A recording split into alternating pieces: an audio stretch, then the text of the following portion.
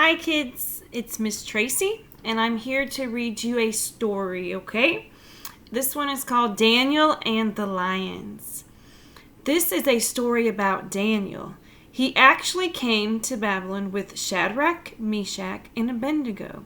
And each king that came and went liked these men because they were honest and hard workers. They were always given the most important jobs, which made the other workers of the king jealous.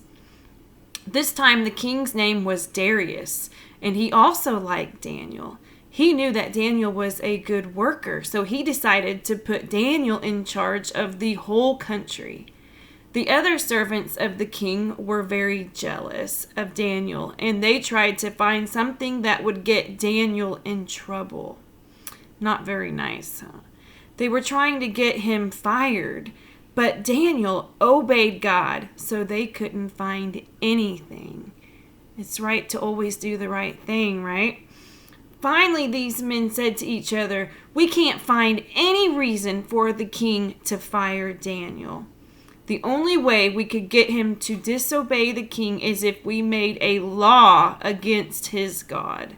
So they went to King Darius and said, "O great king, you are so wonderful that no one should pray to anyone but you." Not nice, huh? The king said, "That sounds like a great idea." Then the men continued, "All of your workers have agreed that this should be done, and that anyone that prays to any other god should be thrown into the lion's den." The workers lied and said that everyone who worked for the king agreed.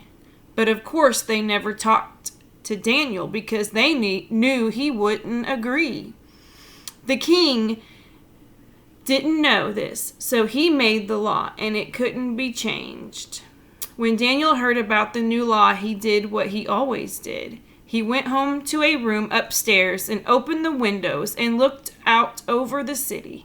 3 times that day he went down on his knees and prayed to God, just like he always had.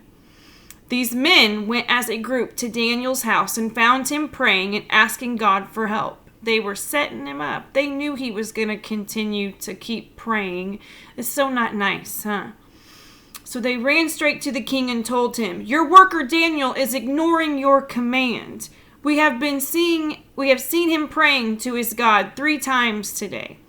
When the king heard this, he was very sad. He really liked Daniel, and he didn't want him to die.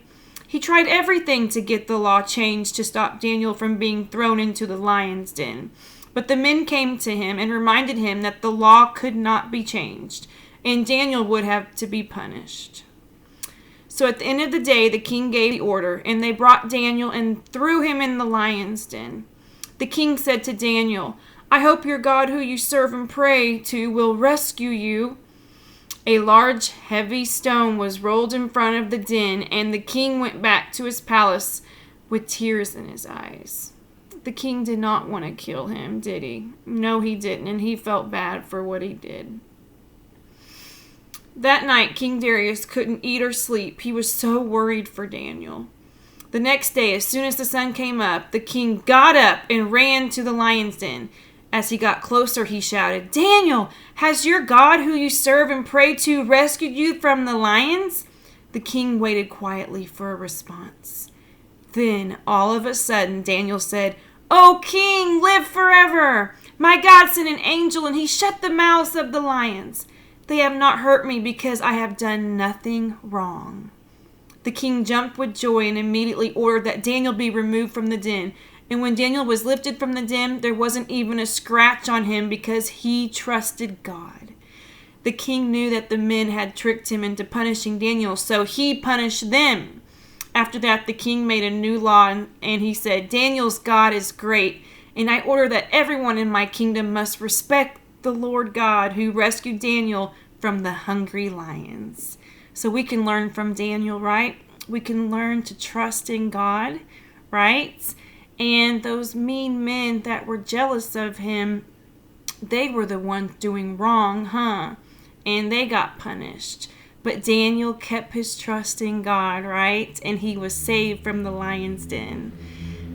Bye for now. Love you guys. Hope you enjoyed the story.